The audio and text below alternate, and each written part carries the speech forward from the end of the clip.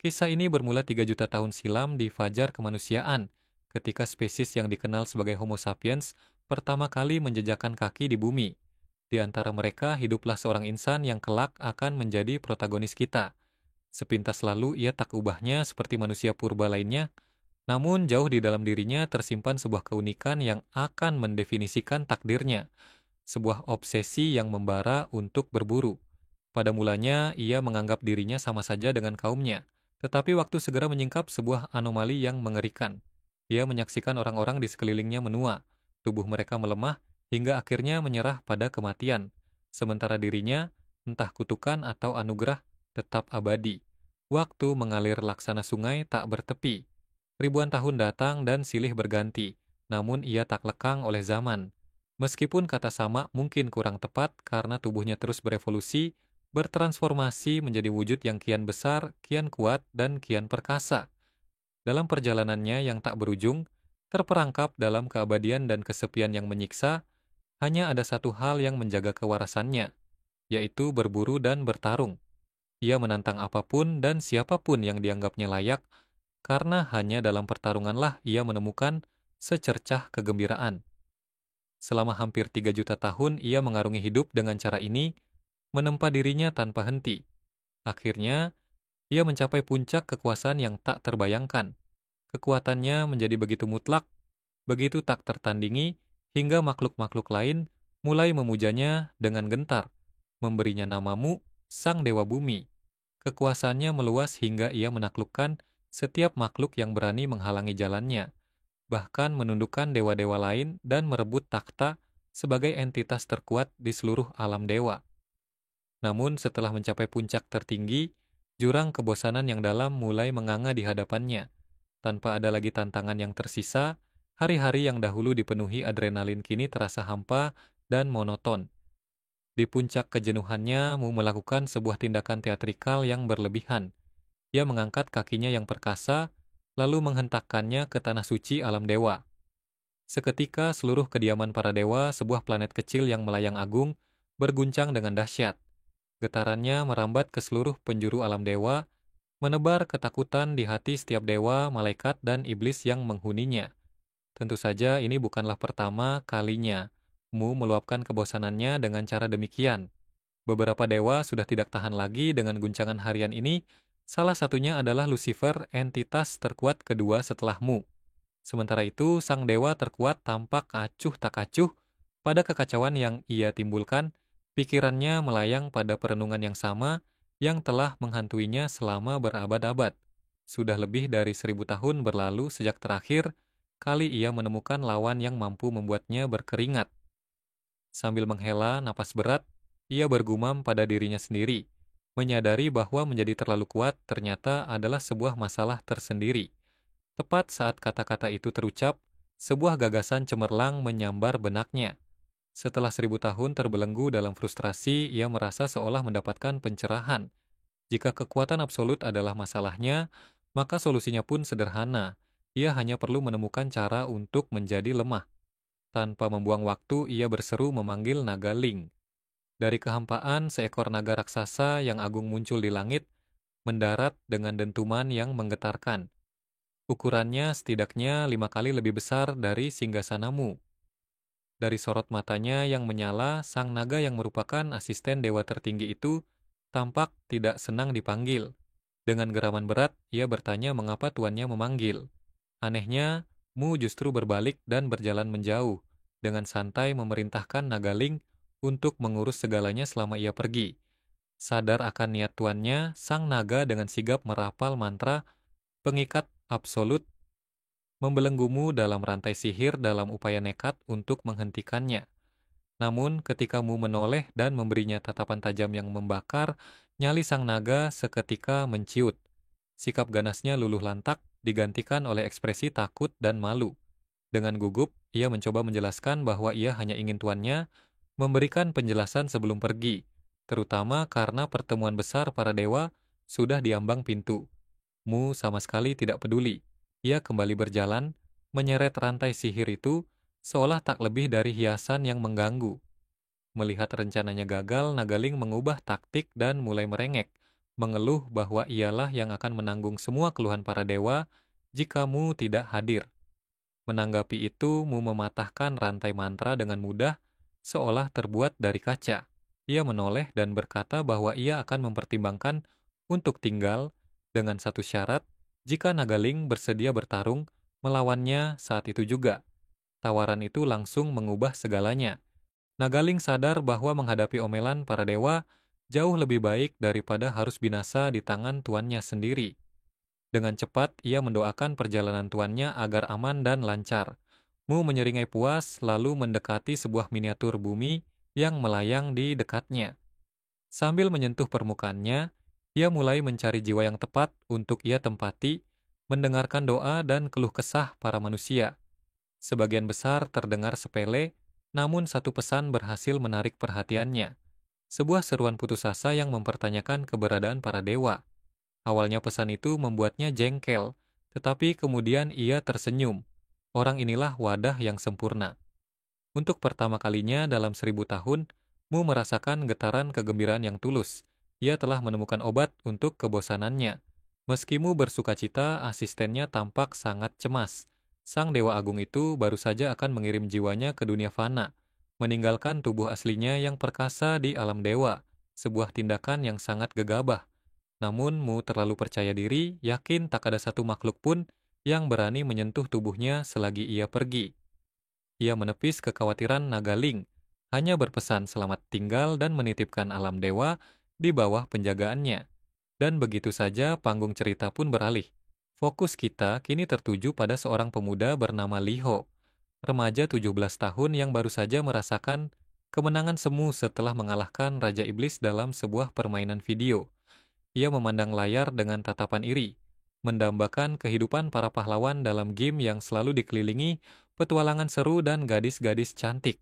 Hidupnya sendiri terasa begitu hampa dan menyedihkan. Tiba-tiba ponselnya terlepas dari genggaman dan hancur, berkeping-keping di bawah. Saat itulah terungkap bahwa Liho tidak berada di tempat yang aman. Ia berdiri di tepi atap gedung pencakar langit, hatinya remuk oleh luka batin. Dengan bisikan pahit, ia mengucapkan selamat tinggal pada dunia yang dianggapnya kejam, lalu melompat. Angin menderu di wajahnya saat ia jatuh bebas. Dalam detik-detik terakhirnya, ia meneriakkan sebuah permohonan, sebuah tantangan kepada langit, jika memang ada dewa di luar sana, inilah saatnya untuk membuktikan diri dan mengirimnya ke dunia lain. Bahkan sebelum permohonan itu usai, tubuhnya terhempas ke tanah dengan benturan yang mengerikan. Darah membasahi trotoar dan seharusnya saat itu riwayatnya tamat. Namun keajaiban terjadi. Tangan Liho mulai bergerak-gerak, lalu dadanya naik turun saat ia terengah-engah, seolah baru saja diselamatkan dari air. Tanpa sepengetahuannya, tepat sesaat sebelum benturan fatal itu, jiwa dewamu telah merasuki tubuhnya. Sementara Mu mewarisi rasa sakit tak terhingga dari tubuh yang hancur, jiwa asli Liho terlempar ke alam dewa. Pemuda itu berdiri termangu menatap seekor naga raksasa yang menyambutnya dengan amarah, sebuah pemandangan yang tak pernah ia bayangkan akan menjadi takdirnya setelah kematian. Mari kita putar waktu sejenak, 10 detik sebelum kekacauan itu. Mu berdiri dengan seringai angkuh menyentuh miniatur bumi tanpa sedikit pun keraguan. Ia mengabaikan peringatan Nagaling, terlalu yakin pada keperkasaannya. Tanpa pikir panjang, ia meluncurkan jiwanya, bertukar tempat dengan Liho. Saat berikutnya, kenyataan menghantamnya. Jiwanya memasuki tubuh Liho dan langsung sadar akan bahaya maut yang mengancam. Ia sedang jatuh bebas, hanya memiliki kurang dari sedetik untuk memahami situasi sebelum semuanya berakhir. Benturan itu melampaui segalanya. Tulang-tulang di tubuh barunya remuk redam, rasa sakitnya adalah sensasi yang belum pernah ia rasakan selama jutaan tahun. Namun yang lebih parah dari rasa sakit adalah kebingungan. Bagaimana ini bisa terjadi? Tangannya gemetar hebat, lalu semuanya menjadi hening. Kesadaran yang mengerikan merayapinya, ia sedang sekarat di dalam wadah fana ini. Tubuh tak bernyawa, itu pun terkulai di atas tanah yang dingin, disaksikan oleh sunyi, tanpa seorang pun yang menyadari jatuhnya seorang dewa. Akan tetapi, ini bukanlah akhir bagimu. Berkat 3 juta tahun penguasaan atas bentuk fisik, ia mampu mengendalikan setiap sel di tubuhnya secara sadar. Beberapa detik setelah kematian klinis, ia memerintahkan jantungnya untuk berdetak kembali. Dengan tekad baja, ia memaksa darah mengalir, memperbaiki organ-organ vital, dan menghentikan pendarahan. Perlahan, dengan tubuh yang masih menjerit kesakitan, ia bangkit berdiri. Alih-alih marah, ia justru merasa gembira. Dihajar hingga nyaris mati, sensasi ini adalah hal yang sangat ia rindukan. Langkah selanjutnya adalah menyelami ingatan Liho. Tak butuh waktu lama baginya untuk memahami kehidupan menyedihkan yang dijalani pemuda itu. Miskin, sendirian, dan menjadi bulan-bulanan perundung di sekolah. Bagimu, kondisi ini sempurna sebuah kanvas kosong yang penuh dengan potensi tantangan. Ia pun memutuskan untuk pulang ke rumah Liho, namun mendapati bahwa berjalan dengan kaki yang lemah dan terluka adalah sebuah siksaan. Ia terpaksa merangkak, bergerak layaknya kera untuk mengurangi beban. Setibanya di rumah, ia duduk di ranjang reyot dan merenung. Hidup yang kacau ini membuatnya bersemangat.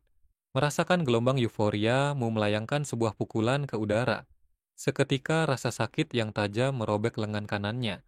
Ototnya seakan terkoyak hanya karena gerakan sederhana. Tubuh ini benar-benar lemah. Namun bukannya frustrasi, Mu justru tersenyum lebar. Ia sungguh menikmati setiap detik dari rasa sakit yang telah lama hilang ini. Keesokan harinya, polisi telah memasang garis batas di lokasi kecelakaan. Sementara mereka menyelidiki, Mu dengan santai berjalan melewati kerumunan. Tujuannya adalah sekolah Liho yang berada di dekat sana. Ia masuk ke dalam gedung, menemukan ruang kelasnya dan dengan semangat yang meluap-luap, ia menggeser pintu hingga terbuka. Namun, ia melakukannya dengan kekuatan yang terlalu besar. Pintu itu memantul kembali dengan keras dan menghantam wajahnya, membuatnya tertegun sejenak. Momen kemenangannya yang agung seketika hancur oleh sebuah insiden yang konyol. Ia melangkah perlahan memasuki ruang kelas, dan kehadirannya yang canggung segera menarik perhatian seorang siswa. Pemuda itu, yang raut wajahnya menyiratkan kejengkelan, tampak terganggu oleh suara yang ditimbulkanmu. Dengan tatapan merendahkan, ia menyebut Liho seorang idiot dan menyuruhnya untuk diam. Mendengar ini, Mu seketika melupakan rasa sakit di wajahnya. Ada kilat aneh di matanya saat ia mulai berjalan mendekati pemuda itu. Mu berhenti tepat di hadapannya, berdiri diam dengan cara yang ganjil hingga membuat si perundung itu terkejut. Namun, bukan penampilan Liho yang lemah yang membuatnya waspada, melainkan seulas senyum mengerikan yang kini terpampang di wajah Mu. Pada saat itulah sang dewa mengenali sosok di hadapannya. Dia adalah si perundung dari ingatan Liho, orang yang telah menjadikan hidup pemuda itu sengsara. Si perundung yang sama sekali tidak menyadari bahwa jiwa di hadapannya bukanlah lagi jiwa yang sama, mulai mencemoohnya. Ia bertanya apa yang salah dengannya, apakah kacamatanya tertinggal di rumah, atau ia memang sebodoh itu hingga tidak bisa bertingkah normal. Bahkan sebelum Mu sempat merespons, sebuah tinju melayang dan menghantam wajahnya. Sebuah pukulan yang dimaksudkan untuk menegaskan dominasi. Pukulan itu mendarat dengan telak. Darah segar mulai menetes dari hidung dan mulutmu, membentuk genangan kecil di lantai. Si perundung tampak puas, lalu mengejeknya lagi mengenai kacamata yang hilang. Namun meski darah mengalir di wajahnya, Mu tidak bergeming. Ia berdiri di sana dengan ketenangan yang mutlak, sama sekali tidak terpengaruh. Ketika menyangkut pertarungan, sang dewa memiliki filosofinya sendiri. Baginya, sebuah pertarungan yang layak hanya bisa dimulai ketika kedua belah pihak secara sukarela menunjukkan niat untuk bertempur, dan cara yang ia pilih untuk memastikan niat lawannya cukup sederhana, ia akan berdiri diam dan menerima serangan pertama mereka. Itulah yang baru saja terjadi. Setelah menerima pukulan itu, senyum puas yang familiar kembali merekah di wajahmu. Tanpa ragu, ia langsung beraksi. Ia menyela cemoohan si perundung dengan sebuah pukulan balasan yang tiba-tiba dan mengarah tepat ke wajahnya. Pemuda itu benar-benar lengah dan menerima pukulan itu sepenuhnya. Akan tetapi saatmu menarik kembali tangannya, rasa sakit yang tajam dan menyiksa kembali merobek lengannya. Otot-ototnya terasa seperti tercabik-cabik, sebuah pengingat brutal bahwa ini bukanlah tubuh dewanya yang abadi, melainkan wadah fana yang rapuh. Keributan itu segera menarik perhatian sang guru yang bergegas menghampiri sambil berteriak marah, menuntut mereka berhenti. Namun, seluruh kelas kini telah menoleh, menyaksikan dengan penasaran. Si perundung yang merasa dipermalukan karena untuk pertama kalinya dalam hidupnya, Ia dipukul oleh si kutu buku, tidak bisa lagi menahan amarahnya. Mengabaikan teriakan guru, ia bersiap menyerang lagi. Dengan membabi buta, ia menerjang Mu. Yang mengejutkan, Mu berhasil menangkis sebagian besar serangan sambil terus bertahan. Dalam benaknya, ia berpikir pertarungan ini seharusnya sudah selesai sejak lama jika saja tubuh barunya mampu mengimbangi kehendaknya. Untuk sesaat, ia mencoba memanggil sedikit kekuatan sucinya. Namun, nihil. Momen kegagalan itu mengalihkan perhatiannya, dan sebuah pukulan lain berhasil mendarat di wajahnya. Si perundung tidak akan mundur. Di sisi lain, Mu berada dalam posisi yang sulit tanpa kekuatan untuk membalas. Tanpa kekuatan dewanya, ia hanya memiliki satu pilihan yang primitif. Dengan gerakan tiba-tiba, ia menunduk dan sengaja menerima pukulan berikutnya tepat di tengkoraknya. Satu-satunya bagian dari tubuh Fana ini yang kekerasannya bisa ia andalkan. Seperti yang ia duga, tinju si perundung menghantam kepalanya dengan keras dan benturan itu seketika mematahkan tulang-tulang di jari lawannya. Raungan kesakitan yang melengking pun terdengar. Pada saat itu, Mu tidak bisa menahan perasaan bahwa dirinya adalah seorang jenius. Mengambil keuntungan dari momen itu, Mu menyerbu maju dan meraih tangan si perundung yang terluka. Tanpa jeda, ia menggunakan kepalanya untuk menyerang, menghantamkannya langsung ke perut pemuda itu. Si perundung terkesiap, tak mampu menahan gelombang rasa sakit yang menyiksa. Tapi Mu belum selesai. Dengan gerakan cepat, ia mengangkat kepalanya lagi dan menghantamkannya ke rahang lawannya. Kali ini, rasa sakitnya terlalu hebat. Mata si perundung berputar ke belakang, dan ia jatuh berlutut sebelum akhirnya pingsan. Seluruh kelas membeku. Menyaksikan orang terlemah di sekolah mengalahkan salah satu perundung terbesar adalah pemandangan yang sulit dipercaya. Bagimu, perasaannya berbeda. Ia baru saja bertarung dengan segenap kekuatan yang bisa dikerahkan oleh tubuh Fana ini. Sensasi itu sungguh luar biasa. Saat kegembiraannya mereda, rasa sakit dari semua pukulan yang ia terima mulai terasa. Ia bisa merasakan aroma logam dari darah di mulutnya. Sebuah sensasi yang terasa asing namun sangat memuaskan. Beberapa saat kemudian, ia menatap tubuh tak sadarkan diri di hadapannya. Seolah belum selesai, Mu duduk di sebelahnya dan mengucapkan terima kasih, mungkin karena pemuda itu telah memberinya pertarungan yang sulit.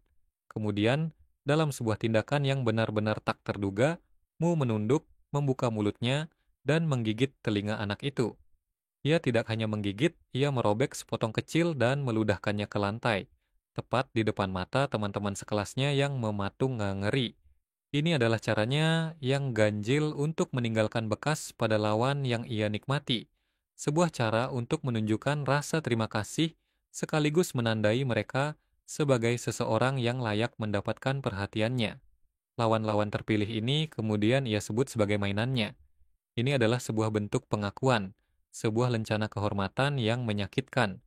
Cerita tentang si lemah yang menghajar si kuat menyebar lebih cepat dari kilat. Bagian yang paling mengejutkan bukanlah kekalahannya, tetapi fakta bahwa ia telah ditandai. Kondisinya begitu parah hingga layanan medis darurat harus dipanggil. Seperti siswa lainnya, Mu memperhatikan saat mereka membawa teman sekelasnya ke rumah sakit. Ia tidak peduli pada kesehatannya. Ia justru lebih penasaran bagaimana manusia bisa memanggil bantuan begitu cepat hanya dengan perangkat kecil bernama ponsel. Saat ambulans pergi, seorang guru yang sangat marah memerintahkannya untuk ikut ke ruang guru. Di sana, sang guru meledak dalam amarah, menuntut untuk tahu mengapa ia bertindak begitu liar.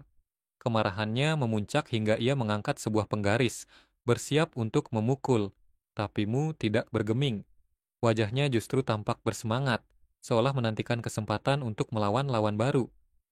Melihat ekspresi aneh itu, sang guru menghentikan tangannya di udara, jelas tidak ingin bernasib sama dengan muridnya. Ia pun mengurungkan niatnya dan hanya menyuruhmu membawa orang tuanya ke sekolah besok, lalu mengizinkannya pulang lebih awal. Dalam perjalanan pulang, pikiranmu mengembara. Ia memutuskan untuk menggunakan waktu luang ini untuk menyembuhkan luka dan mulai melatih tubuh barunya yang rapuh. Ia mencoba sekali lagi untuk menyalurkan mana, kekuatan hidup yang para dewa gunakan. Namun kekuatan itu lenyap seketika. Dengan frustrasi, ia menyadari bahwa untuk saat ini, ia harus bergantung sepenuhnya pada latihan fisik. Tak lama kemudian, ia tiba di rumah dan ambruk di tempat tidur. Mengetahui pemulihannya akan memakan waktu, ia memutuskan untuk kembali sejenak ke alam dewa. Dalam sekejap, jiwanya kembali ke tubuh aslinya. Begitu ia sadar, matanya terbelalak. Di hadapannya, jiwa Liho sedang mencekik naga Ling. Bocah lemah itu setelah menyadari kehadiranmu, melepaskan sang naga dan mendekat dengan kepercayaan diri yang baru. Ia tidak tahu siapa yang ia hadapi, dan dengan sombongnya ingin mengendalikan naga Ling untuk dirinya sendiri. Mu tidak suka dengan sikap itu. Tanpa ragu, ia memanggil kekuatan dewanya dan mencengkeram Liho, menjelaskan bahwa ia tidak bisa memerintah tuannya. Liho terkejut bukan main. Mengabaikan protesnya, Mu menyeretnya pergi. Ia telah memutuskan untuk memberi anak itu kesempatan kedua di dunia lain. Mereka tiba di wilayah kekuasaan Lucifer. Tanpa izin, Mu melenggang masuk seolah itu adalah miliknya. Tentu saja Lucifer tidak senang dan langsung menolak permintaan apapun, bahkan sebelum Mu sempat bicara. Tapi Mu tidak peduli. Ia dengan tegas menyuruh Lucifer membuka gerbang ke planetnya, Elmer, karena ia akan mengirim bocah itu ke sana. Lucifer mengingatkan bahwa itu bukan domainmu, tapi Mu hanya mencondongkan tubuhnya dan mengingatkan siapa dewa yang lebih kuat di antara mereka. Ia bahkan menawarkan untuk membuktikannya jika Lucifer ragu. Melihat Lucifer ragu-ragu, Mu melangkah maju untuk menangani semuanya sendiri. Saat ia menyentuh permukaan planet Elmer, sebuah penghalang sihir yang tak tertembus langsung aktif persis seperti yang dikatakan Lucifer. Namun yang membuat Lucifer tidak percaya, Mu menghancurkan penghalang itu dengan mudah hanya dalam hitungan detik. Dengan tenang, Mu berkata bahwa aturan alam semesta bisa diubah jika seseorang cukup kuat untuk mengubahnya. Di samping mereka, Liho masih tampak ragu. Mu mengingatkannya bahwa inilah yang selalu ia minta. Untuk terakhir kalinya, Liho memohon agar Nagaling ikut bersamanya. Mu tidak menunjukkan niat sedikitpun untuk menyerahkan asistennya. Sebagai gantinya, ia hanya menendang Liho lurus ke arah planet Elmer, mengirimnya dengan paksa menuju kehidupan barunya. Setelah urusan itu selesai, Mu tidak bisa menahan diri untuk bertanya-tanya, mengapa anak-anak zaman sekarang begitu enggan bekerja untuk apa yang mereka inginkan dan hanya berharap segalanya disajikan di atas piring perak. Merasa tugasnya tuntas, ia menoleh ke arah Lucifer dan dengan santai menyuruhnya untuk merawat anak itu sebelum berbalik pergi. Di sisi lain, Lucifer yang merasa dipermalukan dan mendidih karena amarah, hanya bisa berharap ia memiliki kekuatan untuk merobek sang dewa menjadi serpihan. Kisah Lucifer sebenarnya tidak jauh berbeda darimu. Ia pernah dikenal sebagai Raja Iblis pertama dalam sejarah, entitas yang berdiri di puncak segala kehidupan di planet Elmer. Setelah mengklaim gelar yang terkuat, Lucifer dalam kesombongannya yang agung berani menantang dewa yang saat itu berkuasa atas dunianya. Dalam detik-detik pertama pertempuran mereka, Lucifer memanggil seberkas cahaya, menyilaukan yang dengan cepat membentuk pedang raksasa. Senjata magis itu ia lemparkan langsung ke arah sang dewa, yang bahkan tidak mampu menahan kekuatan serangan tersebut. Ia terbelah menjadi dua tanpa sempat menghindar atau membela diri. Setelah mengalahkan dewa itu, Lucifer merebut taktanya. Namun itu tidak cukup memuaskannya. Ia melanjutkan penaklukannya, menantang setiap dewa lain di alam dewa, mengalahkan mereka satu persatu, hingga ia duduk di singgasana tertinggi. Sebagai iblis, ia telah menjadi dewa dari segala dewa, sosok absolut yang tak terkalahkan. Namun hari-hari kejayaannya tidak bertahan lama. Suatu hari Mu muncul dan mengalahkannya dengan mudah, menghancurkan citra perkasa Lucifer di hadapan semua orang. Pada hari itu diliputi kemarahan dan penghinaan, Lucifer bersumpah akan membalas dendam. Saat ini, Mu dengan santai mengendarai naga Ling kembali ke wilayah kekuasaannya, sama sekali tidak menyadari bahwa sesosok iblis di langit sedang diam-diam mengawasinya, kemungkinan besar utusan Lucifer yang menunggu kesempatan sempurna untuk menyerang.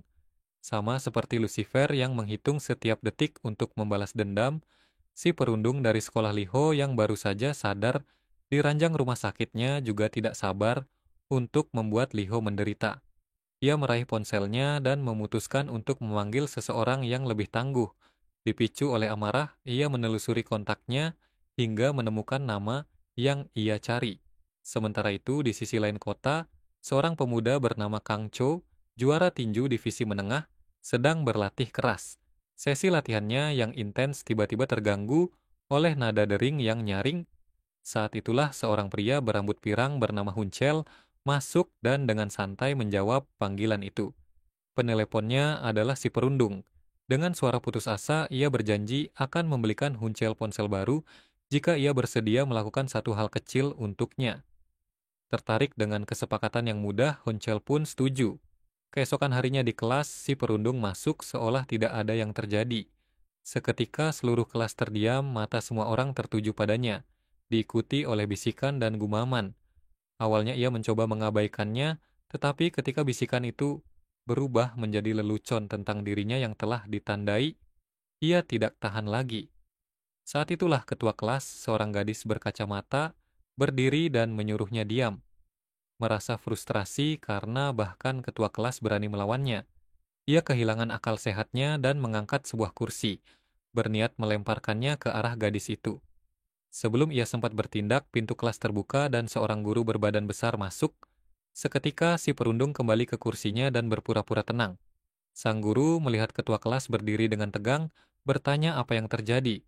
Namun gadis itu hanya kembali ke tempat duduknya dan meyakinkan gurunya bahwa tidak ada masalah. Entah mengapa guru itu menyuruh gadis itu untuk menemuinya sepulang sekolah. Ketika hari sekolah berakhir, ternyata sang guru meminta bantuannya. Ia ingin gadis itu memeriksa Liho yang tidak hadir hari itu. Sebagai imbalannya, guru itu menjanjikan surat rekomendasi. Dengan enggan, gadis itu setuju. Tak lama kemudian, ia sudah berdiri di depan rumah Liho yang tampak kumuh. Ingin menyelesaikannya secepat mungkin, ia mengetuk pintu. Ketika tidak ada jawaban, ia mencoba gagang pintu dan menyadari bahwa pintu itu tidak terkunci. Perlahan, ia melangkah masuk. Begitu berada di dalam, ia membeku karena terkejut. Tepat di hadapannya terbaring tubuh Liho yang tampak tak bernyawa, dikelilingi oleh ruangan kotor yang penuh serangga. Matanya telah memutih dan mulutnya terbuka lebar. Pemandangan mengerikan itu membuatnya berteriak ketakutan. Tanpa membuang waktu, ia memanggil ambulans. Para medis tiba dengan cepat dan melarikan Liho ke rumah sakit. Dokter segera menemukan penyebabnya. Liho pingsan karena kelaparan parah yang terjadi setelah jiwamu meninggalkan tubuhnya beberapa waktu sebelumnya. Ia pun dirawat dan dihubungkan ke selang infus. Saat itulah, tubuh yang terbaring diam itu tiba-tiba bergerak-gerak. Dalam sekejap, Mu telah kembali. Saat Mu membuka matanya, ia benar-benar bingung. Tempat itu sama sekali tidak ia kenali.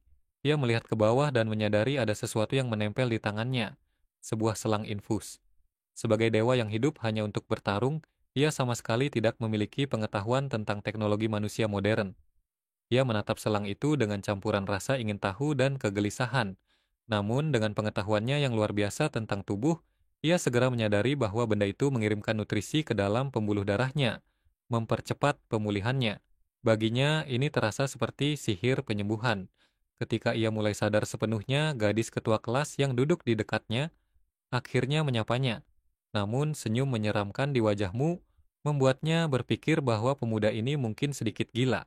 Setelah diberitahu bahwa gadis itulah yang menyelamatkannya, Mu tidak mengucapkan terima kasih. Sebaliknya, dengan gaya khasnya, ia bertanya, apakah gadis itu tahu tempat di mana ia bisa berlatih untuk menjadi lebih kuat. Setelah berpikir sejenak, gadis itu menyarankan sebuah gimnasium luar ruangan di taman terdekat. Tanpa membuang waktu, Mu pergi ke taman dan memulai latihannya. Sudah hampir 4.000 tahun sejak terakhir kali ia menginjakkan kaki di bumi, dan ia kagum bahkan pada mesin latihan yang paling dasar sekalipun. Tiba-tiba di tengah latihannya sebuah kerikil menghantam punggungnya. Ia berbalik dan melihat si perundung berdiri di sana, dan kali ini ia membawa seseorang bersamanya. Seorang petinju bernama Huncel. Si perundung hanya berani menggonggong dari kejauhan, meneriakkan hinaan. Mu tidak peduli, ia dengan tenang mengambil batu itu dan bertanya siapa yang melemparnya. Merasa lebih berani karena ada sepupunya, si perundung mulai membual tentang bagaimana Huncel akan menghajarnya sampai mati. Tapi sebelum ia selesai, Mu melihat sebuah celah. Ia melesat maju dan mendaratkan sebuah pukulan, menghancurkan hidung pemuda itu untuk kedua kalinya.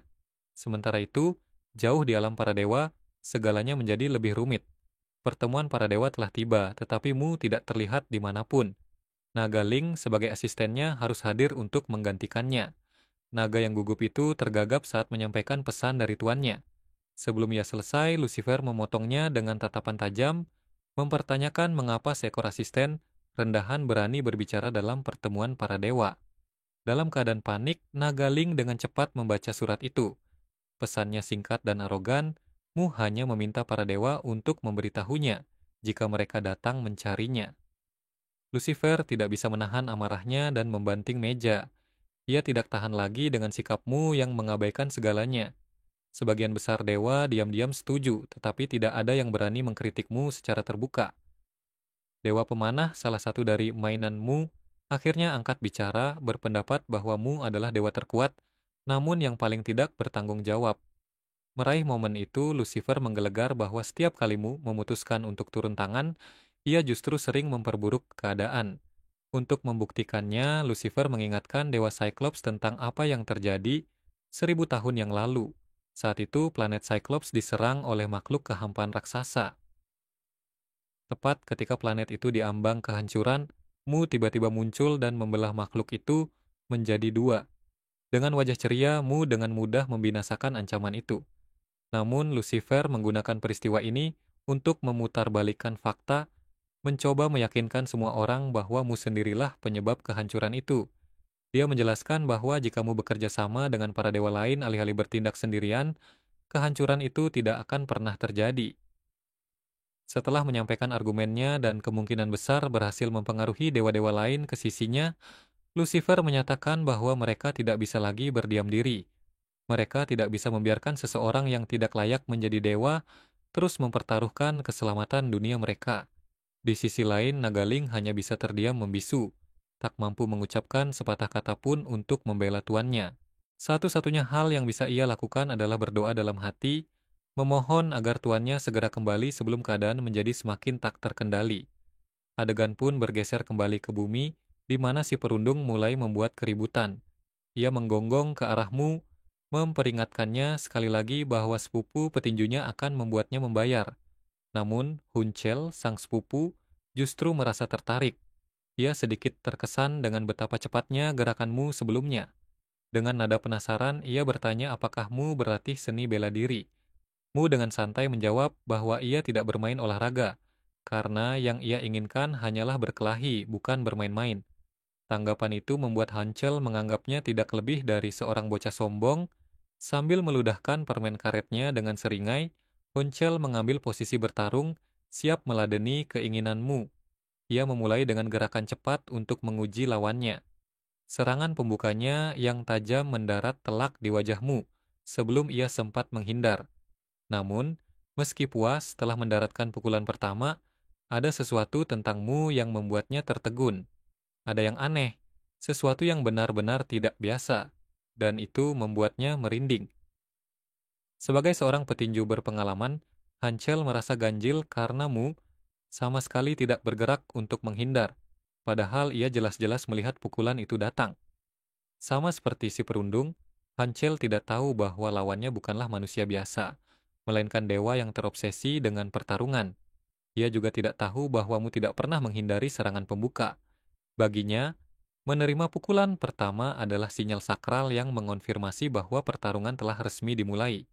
Dengan seringai yang bersemangat, Mu tiba-tiba berteriak menanyakan apakah pertarungan tangan kosong adalah hal favorit lawannya.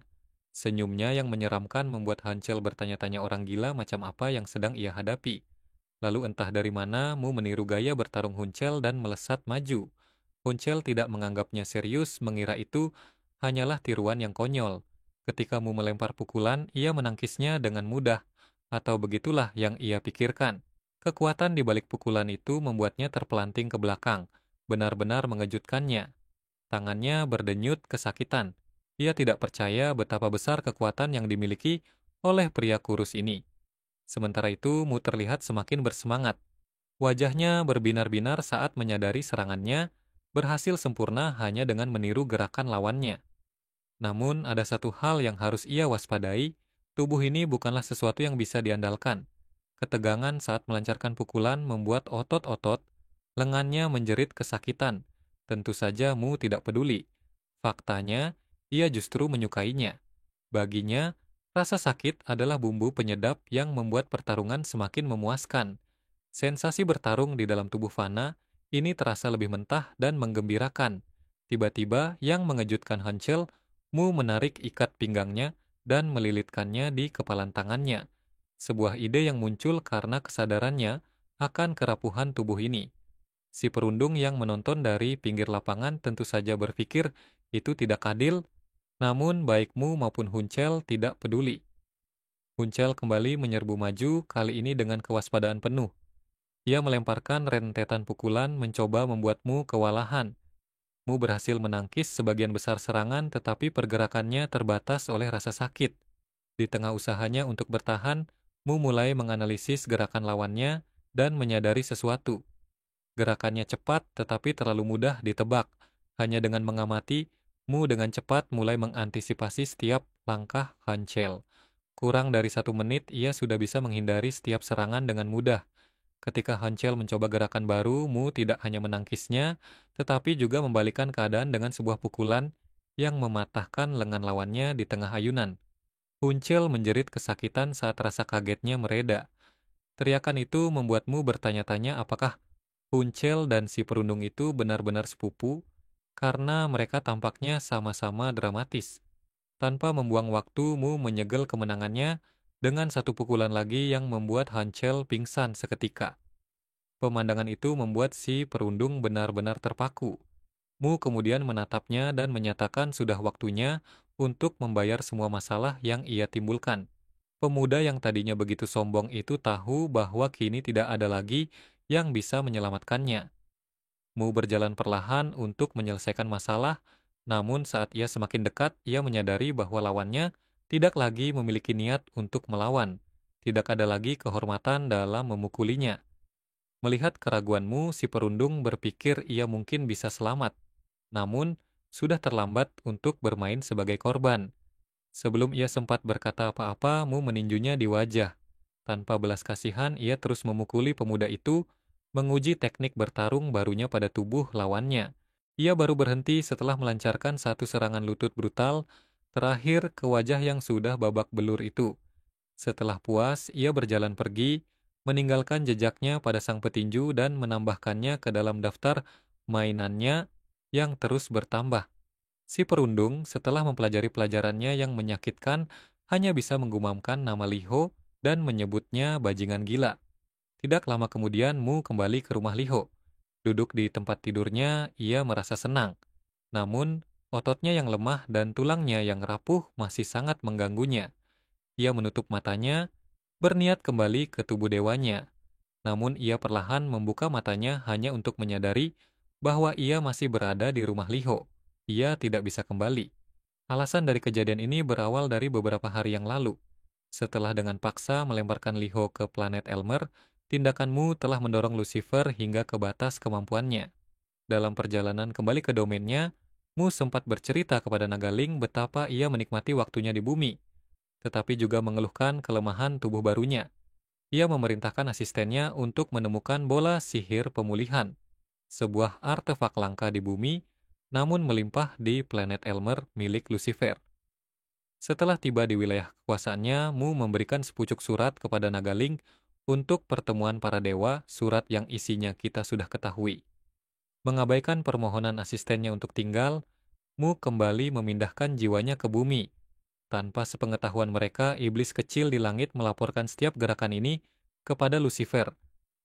Adegan bergeser kembali ke masa kini di alam dewa, di mana Lucifer sedang menganalisis situasi. Ia tahu tubuh dewamu sekarang kosong. Fakta bahwa Mu tidak muncul di pertemuan meyakinkannya bahwa inilah kesempatannya. Kesempatan sekali dalam 1000 tahun untuk membalas dendam. Tanpa peringatan, Lucifer menyerang Nagaling. Namun, indera tajam sang naga membuatnya berhasil menghindar tepat pada waktunya. Dengan suara tegas, ia bertanya, apakah Lucifer serius menyatakan perang melawan Dewa Bumi. Lucifer hanya menyeringai mengonfirmasi bahwa itu adalah pernyataan perang resmi. Nagaling segera melepaskan semburan api, mematikan, tetapi serangan itu hanya melewati Lucifer tanpa bekas. Ia kemudian menggunakan jurus pamungkasnya, berubah menjadi wujud yang lebih perkasa. Namun bahkan itu tidak membuat Lucifer terkesan. Sang Dewa Iblis dengan mudah mengalahkan asistenmu, menjebaknya dalam mantra yang menyakitkan. Melihat hal itu, Dewa Pemanah dengan santai pergi, menyatakan dirinya netral. Lucifer beralih ke dewa-dewa lain dan bertanya, apakah ada yang keberatan dengan pengusiranmu? Setelah menyaksikan nasib Nagaling, tak seorang pun berani angkat bicara. Nagaling yang terluka parah mencoba memperingatkan Lucifer, mengingatkannya bahwa ia bukan tandinganmu. Lucifer hanya tertawa, mengungkapkan bahwa ia tahumu terjebak dalam tubuh manusia yang lemah di bumi. Nagaling tertegun, tidak menyangka Lucifer mengetahui rahasia ini. Dalam upaya putus asa terakhir, Nagaling menyerang dengan ekornya. Lucifer dengan mudah menghindar dan menebas ekor itu, hingga terpotong-potong. Ia sengaja membiarkan Nagaling hidup, berencana menggunakannya untuk menemukanmu di bumi. Pikiran untuk membuatmu menderita dalam tubuh fananya, membuat Lucifer tertawa terbahak-bahak. Belakangan pada hari itu di bumi, keadaan tidak lebih baik bagi Huncel. Dengan tangan terbalut perban, ia dimarahi oleh pelatihnya karena berkelahi. Saat ia keluar dari gimnasium, ia bertemu dengan Kang Chol, sang juara tinju. Merasa malu, Huncel berbohong, mengarang cerita bahwa ia dikeroyok saat mencoba menolong saudaranya. Kang Chol pada awalnya tampak tidak peduli. Namun, tepat sebelum ia pergi, ia berbalik dan bertanya, siapa nama orang yang telah melakukan ini padanya. Sementara itu, Mu masih tidak bisa berhenti memikirkan mengapa ia tidak bisa kembali ke tubuh aslinya. Rasa frustrasi dan kebingungannya semakin bertambah. Berdasarkan pengetahuan dan pengalamannya yang luas, hanya ada satu penjelasan yang mungkin untuk ini. Sebuah kesadaran yang mengerikan menghantamnya. Sesuatu yang buruk telah terjadi pada tubuh dewanya. Ia yakin bahwa Nagaling bukan hanya seorang pelindung yang perkasa, tetapi tubuh sucinya juga bukanlah sesuatu yang dapat dilukai dengan mudah. Matanya terbelalak kaget. Ia mencoba menggabungkan semua petunjuk dan berpikir, bagaimana jika semua dewa bergabung untuk menyerangnya? Itulah satu-satunya skenario yang paling masuk akal. Tiba-tiba ia melompat dari tempat tidur dengan panik. Jika teorinya benar, ia harus bertindak cepat. Namun, sekeras apapun ia berpikir, ia tidak dapat menemukan jalan keluar, dan itu hanya membuatnya semakin marah. Pikiran bahwa para dewa yang selalu gemetar di hadapannya, kini menjadi pengecut dan mengambil keuntungan dari situasinya, sungguh tak tertahankan. Tak mampu menahan amarahnya, ia mulai meninju tempat tidur dan bantal berulang kali. Dalam benaknya, ia bersumpah jika mendapat satu kesempatan saja untuk membalikan keadaan, ia akan membuat rebusan dari mereka semua. Akhirnya, setelah beberapa menit mengamuk, ia lelah dan berhenti. Ia sadar bahwa kepanikan tidak akan membawanya kemana-mana. Ia mengingatkan dirinya sendiri bahwa Nagaling bukanlah seseorang yang akan jatuh dengan mudah. Pikiran itu sedikit menenangkannya. Jika ia tidak bisa berbuat apa-apa dengan tubuh aslinya, maka ia harus fokus pada tubuh yang satu ini. Dengan pemikiran tersebut, ia kembali ke area latihan. Kali ini ia mengabaikan otot lengannya untuk sementara dan mengerahkan seluruh tenaganya untuk melatih bagian tubuh yang lain. Rasa sakit saat melatih otot perutnya untuk pertama kali membuatnya ingin menjerit, namun anehnya, rasa sakit itu justru membuat latihannya terasa lebih menyenangkan. Semakin sakit yang ia rasakan, semakin keras ia tertawa, tawa gila yang membuat semua orang di sekitarnya menganggapnya menyeramkan. Di tengah latihannya yang intens, seseorang tiba-tiba memanggil namanya. Suara itu mengagetkannya, membuatnya kehilangan fokus dan jatuh ke tanah dengan keras. Orang yang memanggilnya tidak lain adalah gadis yang sebelumnya menjabat sebagai ketua kelas. Ia jelas kesal, bukan karena tawamu, tetapi karena absensinya dari sekolah selama beberapa hari. Mu dengan santai menjawab bahwa sekolah bukanlah tempat yang tepat untuk melatih tubuhnya. Gadis itu mengerutkan kening dan bertanya mengapa ia ingin berlatih sepanjang waktu. Mu hanya mengangkat bahu dan menjawab sederhana, ia berlatih untuk menjadi lebih kuat, untuk bertarung lebih baik, dan menghadapi lawan yang lebih besar. Dari sana, Mu mulai mengoceh dengan penuh semangat tentang hasratnya untuk bertarung. Ia berbicara tanpa henti, hingga gadis itu tidak punya pilihan selain duduk dan mendengarkan. Saat matahari mulai terbenam, ia masih belum berhasil meyakinkanmu untuk kembali ke sekolah. Kehabisan akal, sebuah ide cemerlang tiba-tiba muncul di benaknya. Dengan santai, ia berkata, apa gunanya berlatih keras jika tidak ada yang bisa dilawan?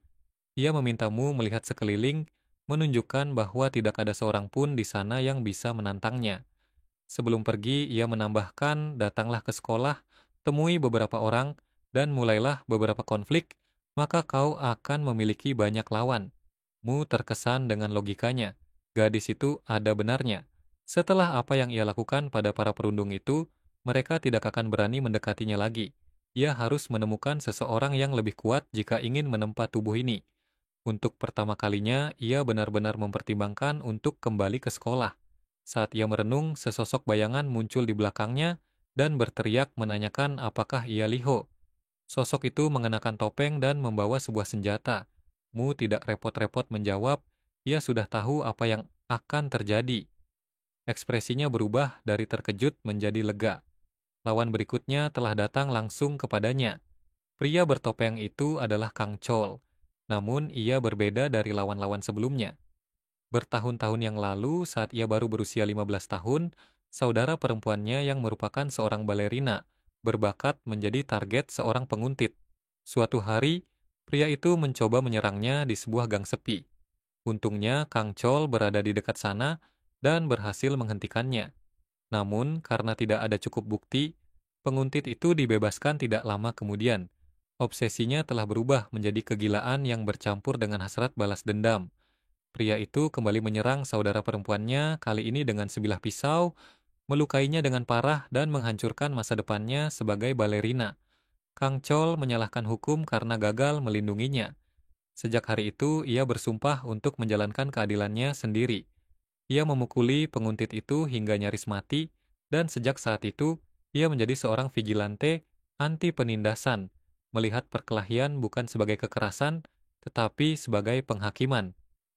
Kembali ke masa sekarang, Mu berdiri diam, menerima pukulan Kang Chol dari belakang tanpa perlawanan. Itu hanyalah sebuah pukulan ringan, sebuah tes atau peringatan. Apapun itu, Mu tidak peduli. Yang ia butuhkan hanyalah konfirmasi untuk memulai pertarungan, dan sekarang ia mendapatkannya. Kang Chol sendiri ragu-ragu, terkejut karena Mu tidak seperti yang diceritakan Hansel. Namun Mu tidak tertarik untuk menjernihkan kesalahpahaman. Ia hanya menyuruhnya berhenti membuang-buang waktu.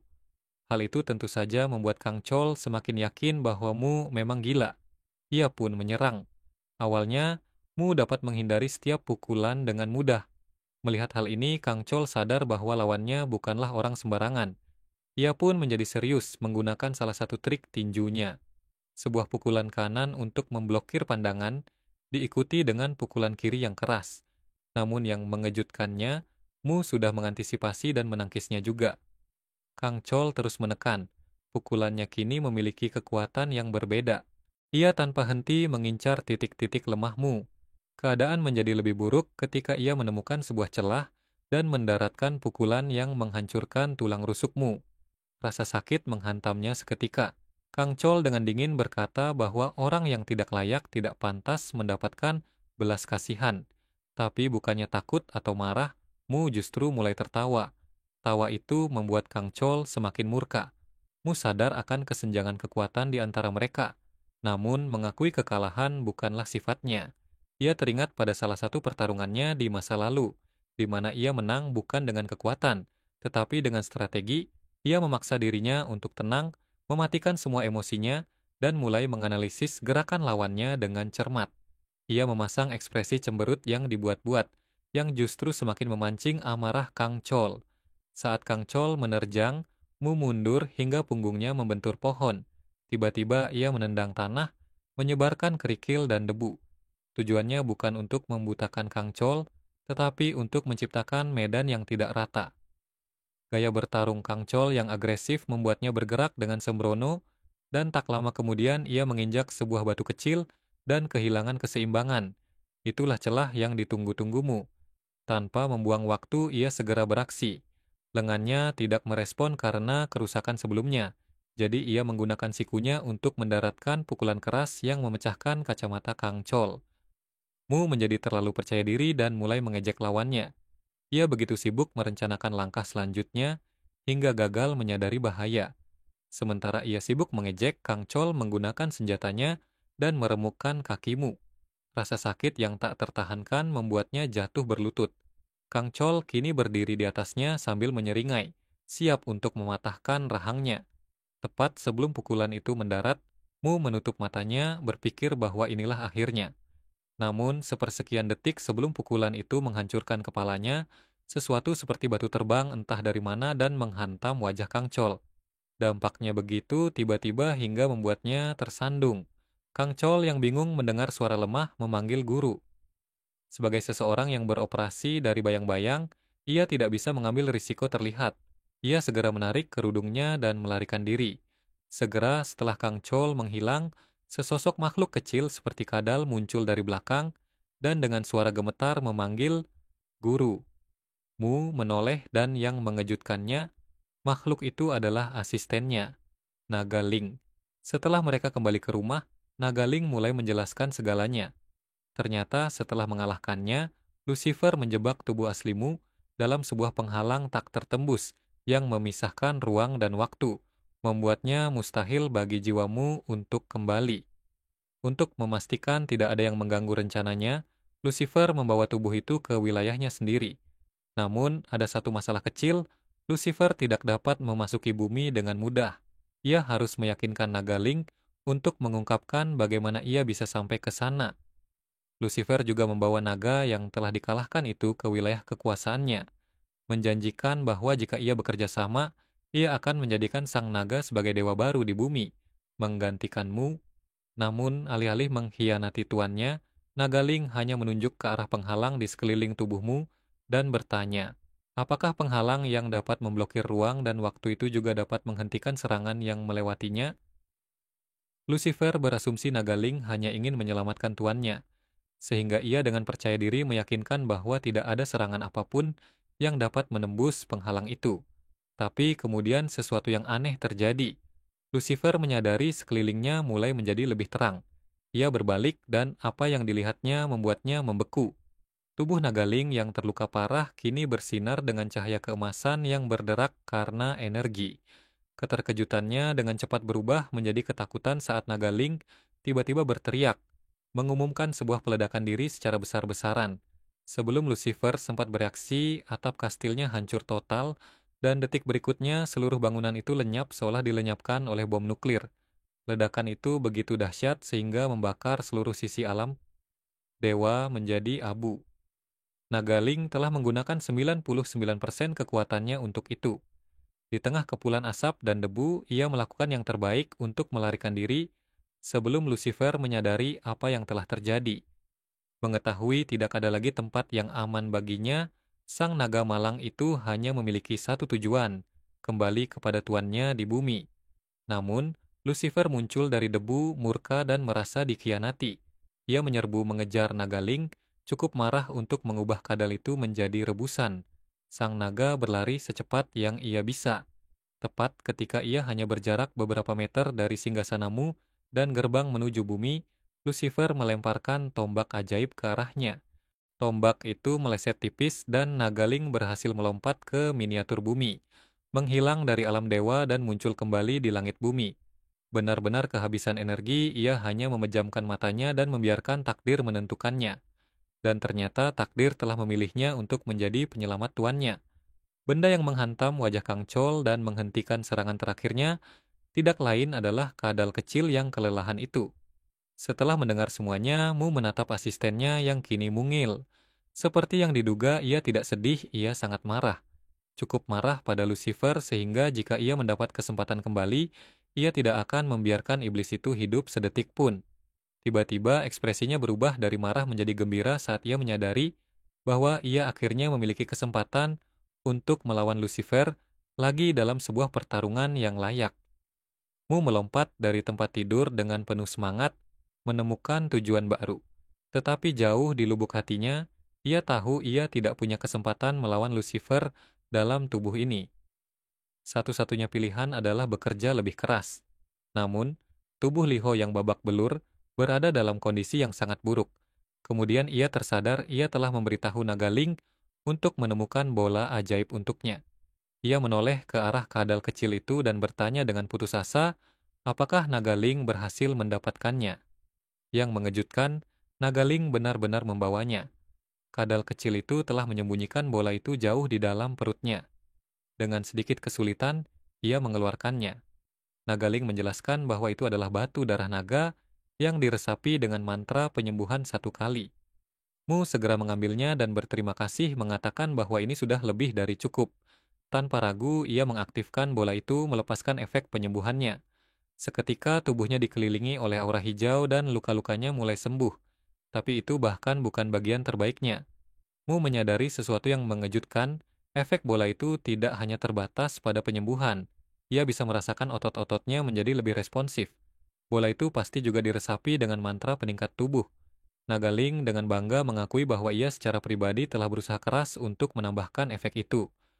Mu menyerahkan sisa serpihan bola itu kepada kadal kecil itu, yang memutuskan untuk menyimpannya untuk keadaan darurat. Adegan tiba-tiba bergeser ke sisi lain kota, di mana seorang gadis sedang bermain dengan kadal kuning, langka kesayangannya. Gadis itu adalah ketua kelas yang sebelumnya menolongmu. Ia harus segera pergi ke sekolah dan meninggalkan hewan peliharaannya. Namun, hari itu kehidupan di sekolah akan sangat berbeda. Semuanya tampak tenang dan damai. Bahkan si perundung yang dipukuli sebelumnya kini dengan tenang, duduk di mejanya, fokus pada pelajarannya. Rasa sakit tampaknya telah menyadarkannya. Semuanya baik-baik saja sampai Mu memutuskan untuk membuat salah satu pintu masuknya yang dramatis. Begitu ia masuk, ia melihat pria yang telah ia pukuli itu dan tanpa ragu bertanya, apakah ia ingin berkelahi lagi. Sebelum ia bisa mendapatkan jawaban, ketua kelas muncul di belakangnya, terkejut melihat Liho akhirnya masuk sekolah. Dengan santai, Mu menjawab bahwa ia datang hanya untuk mencari seseorang untuk dilawan sampai mati. Ekspresinya yang mengintimidasi membuat gadis itu hanya bisa mendoakannya, semoga berhasil. Setengah hari berlalu dan tidak ada hal menarik yang terjadi. Di lantai bawah, dua siswa sedang mengobrol, salah satunya adalah Kang Chol. Seorang gadis sedang menceritakan kepadanya detail tentang kejadian perkelahian Liho, bagaimana si kutu buku itu membalikkan keadaan dan merobek telinga perundungnya. Awalnya Kang Chol tidak tahu bahwa gadis itu sedang membicarakan Liho, tetapi ketika ia menggambarkan penampilan Huncel yang babak belur, ia mulai curiga.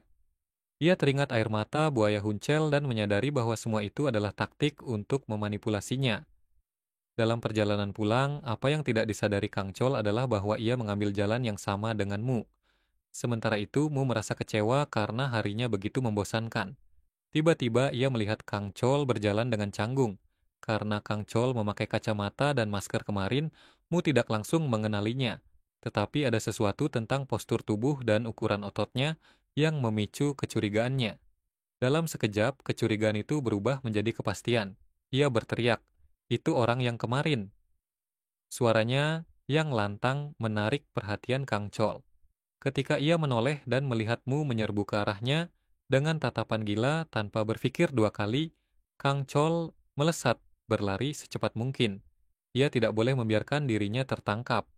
Putus asa, ia melihat sebuah gang di depan dan melompat ke dalamnya, berharap kehilanganmu. Ketika mu tiba di gang itu, Kang Chol sudah tidak bisa ditemukan. Nagaling muncul dari bajumu dan menawarkan untuk membantu melacaknya menggunakan indera penciumannya. Saat asistenmu yang berkomitmen itu mengendus-endus tanah, seseorang tiba-tiba muncul tepat di depannya. Yang mengejutkannya itu bukan Kang Chol, tetapi gadis ketua kelas. Ia berdiri di sana, tertegun menatap kadal kecil yang menggemaskan itu dengan mata berbinar. Sang naga tidak menyadari bahwa ia seharusnya tidak dilihat oleh manusia, dengan santai menyuruh gadis itu minggir. Namun, gadis itu sama sekali tidak menghiraukannya. Tanpa rasa takut, ia meraup kadal kecil itu di tangannya seolah itu adalah boneka mainan. Nagaling yang terkejut berusaha meronta-ronta, tetapi gadis itu justru menganggapnya sangat menarik, seekor kadal yang bisa berbicara.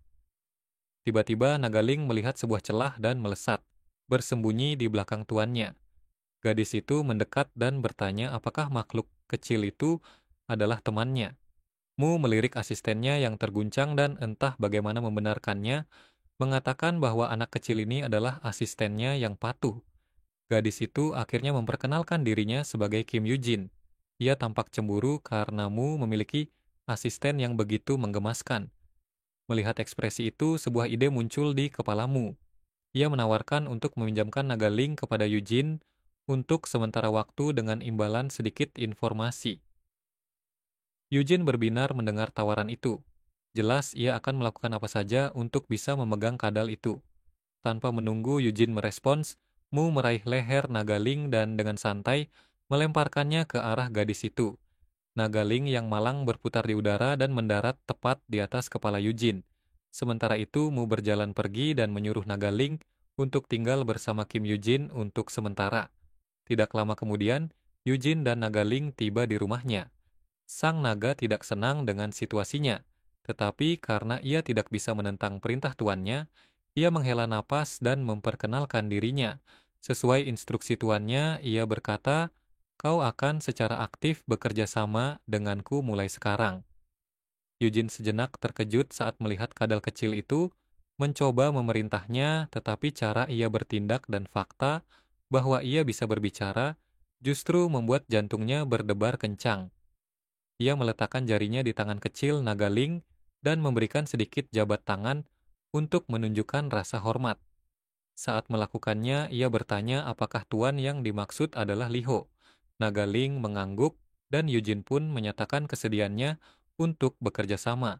Dengan senyum bangga, ia mengumumkan posisinya sebagai ketua kelas. Sang naga berkedip dengan bingung. "Apa itu ketua?" tanyanya. Eugene tertawa kecil dan menjelaskan bahwa itu berarti ia adalah pemimpin di kelasnya dan juga menduduki peringkat pertama. Mendengar hal ini, mata sang naga membelalak. Ah, jadi itu sebabnya tuannya memilih gadis ini, karena dia adalah orang yang penting. Namun, kesadaran lain menghantamnya seperti sambaran petir. Jika gadis ini adalah pemimpin, maka itu berarti tuannya bukanlah pemimpin. Tidak dapat menahan rasa ingin tahunya, sang naga bertanya, "Tunggu, apa itu berarti Tuan Liho bukan pemimpin kelasmu?" Ekspresi Eugene berubah saat ia melamun sejenak, lalu menjawab, "Liho, dia bahkan bukan siswa biasa. Sejujurnya dia adalah salah satu yang terendah dalam segala hal." Nagaling membeku. Ia berteriak tidak percaya, mengira Eugene sedang bercanda. Ide itu tampak mustahil baginya. Untuk menjernihkan kesalahpahaman, kadal kecil itu dengan tegas menyatakan bahwa tuannya adalah makhluk terkuat di seluruh dunia. Bertingkah seolah ia masih dalam wujud naganya yang menakutkan, ia menuntut agar Eugene melakukan yang terbaik untuk membantu tuannya membalas dendam. Eugene di sisi lain merasa terkesan dengan apa yang ia anggap sebagai imajinasi liar dan kesetiaan kadal kecil itu. Merasa geli, ia setuju untuk membantu dengan satu syarat, Nagaling harus sering mengunjunginya. Sang naga langsung menyetujui persyaratan itu, melihatnya sebagai alasan sempurna untuk mengumpulkan lebih banyak informasi. Mereka berdua pun membuat kesepakatan. Pada saat ini Mu, yang juga berfokus untuk menjadi lebih kuat, sedang sibuk melakukan latihan intens dengan tubuhnya yang baru diperkuat. Saat matahari terbenam, ia memutuskan sudah cukup untuk hari itu. Ia melompat turun, tampak puas dengan kekuatan barunya. Tidak hanya ia pulih lebih cepat, tetapi kekuatan fisiknya kini hampir 2 kali lipat. Untuk merayakannya, ia dengan percaya diri membidikkan pukulan ke batang besi di dekatnya. Hasilnya lebih baik dari yang ia bayangkan. Ia tidak merasakan sakit sedikit pun. Namun, ekspresi bahagianya dengan cepat memudar menjadi kekecewaan saat ia ingat mengapa ia datang ke sini untuk bertemu Kang Chol. Ia pun memutuskan untuk pulang, berharap ada kesempatan yang lebih baik di sekolah. Saat ia berjalan, bau keringatnya yang menyengat sampai ke indera tajam Nagaling yang sedang sibuk menggunakan komputer Eugene untuk mengumpulkan informasi. Tanpa membuang waktu, Nagaling melompat turun dan mengikuti jejak bau itu. Melompat dari atap ke dinding hingga akhirnya mendarat dengan sempurna di bahu tuannya. Namun, tak satu pun dari mereka menyadari bahwa di gang terdekat, seseorang sedang dipukuli. Hidung tajam sang naga justru menangkap aroma lain yang tidak asing. Aroma orang yang ia kejar sebelumnya. Kadal kecil itu benar, itu adalah Kang Chol yang sedang bertingkah seperti pahlawan bayangan dan menghajar seorang pencuri sepeda. Si pencuri, alih-alih meminta maaf, justru mengancam Kang Chol, yang hanya membuatnya semakin yakin bahwa ia telah memilih target yang tepat. Kang Chol begitu fokus hingga ia tidak menyadari bahwa Mu telah muncul di belakangnya, tampak senang telah menemukannya lagi. Keduanya saling bertatap. Mu terlihat bertekad, Sementara Kang Chol mencoba menjelaskan bahwa telah terjadi kesalahpahaman. Tiba-tiba Mu mempercepat langkahnya, siap untuk menyerang. Menyadari bahwa ia harus membela diri, Kang Chol pun bersiap. Di tengah kebuntuan mereka, si pencuri mengambil kesempatan. Ia meraih senjata Kang Chol dan mengayunkannya ke arahnya. Kang Chol dengan cepat menghindar, tetapi kini Mu berada tepat di jalur serangan itu. Mu bisa saja menghindar, tetapi ia tidak melakukannya. Ia sengaja menerima pukulan itu di kepalanya, yang anehnya hanya meninggalkan goresan kecil. Dengan alasan untuk memulai perkelahian sekarang, ia tidak membuang waktu. Ia membalas dengan tendangan kuat ke perut si pencuri, membuatnya kehilangan cengkeraman pada senjata Kang Chol. Mu menangkap senjata itu dan menggunakannya untuk menghajar si pencuri tanpa ampun. Pukulan demi pukulan mendarat hingga si pencuri ambruk ke tanah, menangis seperti anak kecil. Mu berdiri di atasnya dengan perasaan puas, tetapi senyumnya dengan cepat memudar. Ia menyadari bahwa ia tidak menikmati perkelahian satu sisi yang membosankan ini. Satu-satunya orang yang layak menjadi lawannya saat ini adalah Kang Chol. Ia menoleh, tetapi yang mengejutkannya, Kang Chol telah menghilang, mengambil kesempatan untuk melarikan diri saat Mu sibuk. Beberapa saat kemudian, Kang Chol tiba di rumah. Pikirannya dipenuhi oleh Mu dan wajahnya yang aneh. Saat itu, saudara perempuannya, Hina, masuk dengan nada menggoda. Hina, yang kini berusia 26 tahun, telah menjadi seorang jaksa setelah kasus penguntit itu, bertujuan untuk membawa keadilan bagi para penjahat. Mereka berdua memiliki tujuan yang sama, tetapi memilih jalan yang sangat berbeda untuk mencapainya. Keesokan harinya, Mu juga pergi ke sekolah, tetapi bukannya membawa ransel. Ia hanya membawa senjata Kang Chol, dengan nagaling bertengger di bahunya.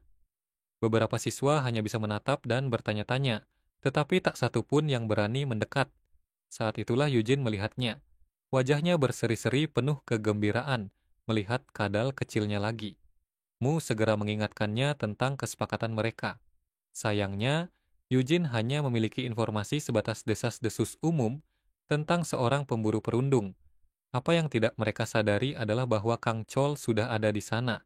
Diam-diam, ia mendekat dari belakang dan berbisik ke telingamu. Tetaplah di tempat dudukmu setelah pelajaran selesai. Aku akan datang mencarimu. Dengan itu, ia mengambil senjatanya dan berjalan pergi. Mu tidak menyangka akan menghadapi Kang Chol secepat itu. Begitu tiba-tiba hingga hanya mendengar suaranya saja, sudah membuat bulu kuduknya merinding. Sejak saat itu hingga akhir kelas, ekspresi penuh harapan dan kegembiraan di wajahmu tidak pernah memudar. Gagasan untuk akhirnya menghadapi seseorang yang layak membuatnya merasa gugup sekaligus bersemangat. Namun pada kenyataannya ia begitu gelisah hingga kaki kanannya tidak bisa berhenti gemetar mengguncang nagaling malang yang bersembunyi di bawahnya. Ketika hari sekolah berakhir, Mu dengan cepat menemukan Eugene dan menyerahkan asistennya yang merasa mual, memberitahunya bahwa ada sesuatu yang mendesak yang harus ia urus. Tanpa ragu-ragu, Kim Eugene dengan senang hati menerima nagaling, seakan-akan itu adalah hal terbaik yang pernah terjadi padanya. Ia memeluk kadal kecil itu dan berjalan menuju pintu keluar dengan riang, tidak menyadari bahwa jika ia meremasnya sedikit terlalu keras, nagaling mungkin akan muntah saat itu juga.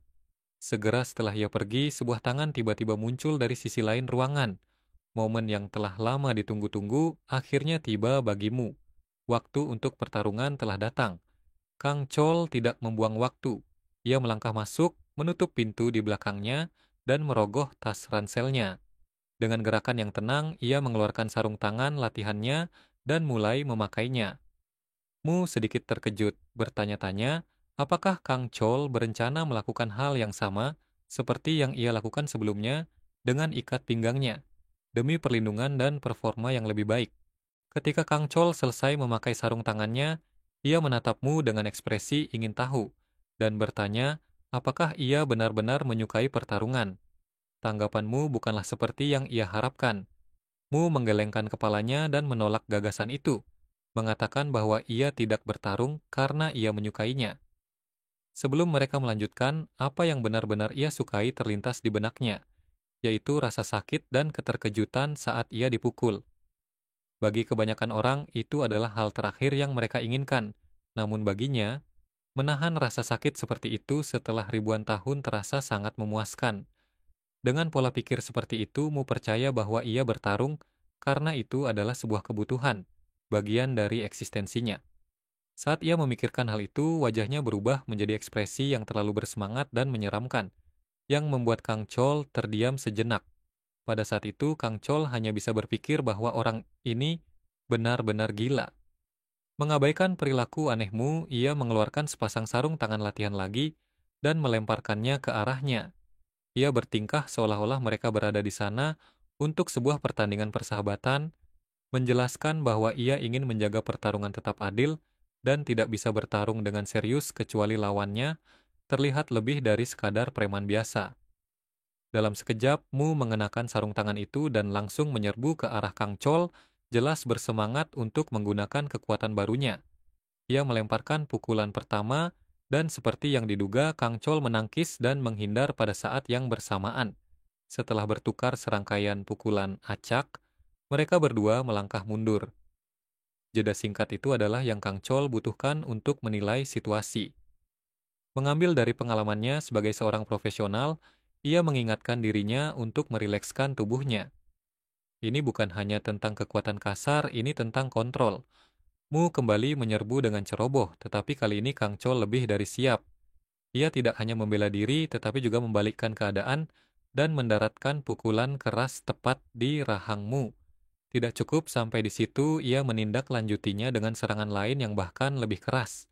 Kang Chol menatap tangannya dengan puas, kagum pada kekuatan dan ketepatannya sendiri. Sementara itu, Mu juga tidak dapat menyangkal bahwa ia terkesan. Ia sadar jika bukan karena peningkatan tubuh dari bola misterius itu, pukulan-pukulan tadi bisa menyebabkan kerusakan serius. Namun, bukannya berkecil hati, ia justru merasa semakin bersemangat. Inilah pertarungan yang ia dambakan. Di lantai 3, seorang pria berambut merah tertidur selama kelas belajar mandiri. Tiba-tiba tubuhnya mulai gemetar tak terkendali. Ia tersentak bangun melihat sebuah pesan yang tidak ramah di mejanya yang memarahinya karena tidur. Tanpa peduli, ia melirik jam dan memutuskan sudah waktunya untuk pergi. Saat ia menuruni tangga sambil memakan makanan ringan, sesuatu yang aneh menarik perhatiannya. Bayangan yang bergerak naik turun di sebuah kelas di lantai 2. Bayangan itu tentu saja milikmu dan Kang Chol yang masih terkunci dalam perkelahian sengit mereka. Pada saat itu, Mu mendapati dirinya terpojok. Berpikir cepat, ia mengangkat kakinya dan dengan gerakan tiba-tiba menancapkannya dengan kuat ke dada Kang Chol, membuatnya terkejut. Ketika Kang Chol terhuyung-huyung, Mu berniat menindaklanjutinya dengan sebuah tendangan ke arah wajahnya. Kang Chol berhasil melindungi dirinya, tetapi ia jelas sangat marah, mempertanyakan mengapa Mu tiba-tiba mulai menggunakan kakinya padahal tendangan dilarang dalam tinju. Dengan percaya diri, Mu menjawab sambil menyeringai. Apa yang kau bicarakan? Aku bahkan tidak tahu apa itu tinju. Sebelum Kang Chol sempat menjawab, ia melompat dan mengarahkan tendangan lainnya. Sambil mengejek, siapa bilang kita hanya menggunakan tinju dalam pertarungan ini? Tendangannya cukup kuat untuk mendorong Kang Chol ke belakang. Untuk beberapa saat, Kang Chol terlihat kesulitan. Sebagai petinju terlatih, ia sama sekali tidak siap menghadapi tendangan. Sebelum ia bisa mendapatkan kembali fokusnya, Mu memanfaatkan kebingungannya. Petinju yang tadinya dominan itu kini menemukan dirinya terpojok, tidak dapat berbuat apa-apa selain mempertahankan diri. Yang mengejutkan Kang Chol, Mu tiba-tiba mengubah taktik dan mengarahkan tendangan ke titik vital di tubuh bagian bawahnya. Kang Chol membeku, sama sekali tidak yakin bagaimana harus merespons. Satu hal yang pasti, jika bagian itu terkena, maka tamatlah riwayatnya. Namun tendangan itu berhenti tepat sebelum mengenai sasaran. Mu segera mundur tersenyum dengan senyum sombong, seolah-olah ia sengaja menahan diri. Kenyataannya, Mu telah menggunakan seluruh kekuatannya dalam serangan itu. Tetapi peningkatan fisik dari kekuatan Nagaling telah luntur seolah-olah tidak pernah ada.